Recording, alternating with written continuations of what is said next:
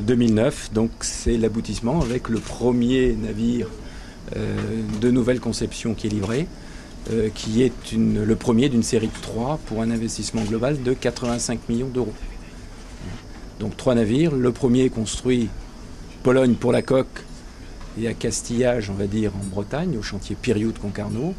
Et les 2 autres sont en construction au Vietnam en totalité, dans une filiale du groupe Piriou.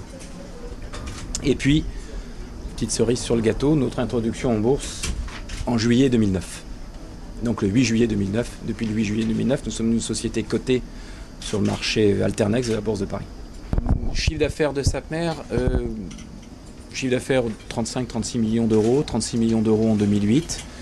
Et nos perspectives sont une croissance et un doublement de ce chiffre d'affaires à l'horizon donc 2012.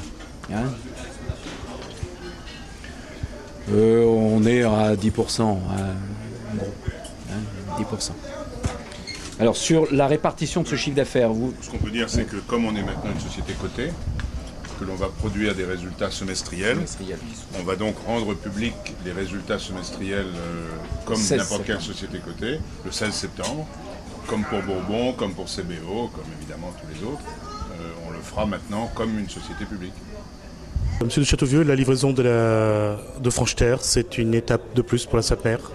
Oui, je crois qu'après que Sapmer soit devenue une société publique avec sa cotation en bourse au mois de juillet, la livraison de la Sapmer, c'est le début de l'aventure du thon, d'un thon qu'on va pêcher et conserver avec toutes ses qualités en le congélant à moins 40 à bord, que l'on va transformer ensuite dans un produit destiné directement au consommateur final dans l'usine de transformation de l'île Maurice.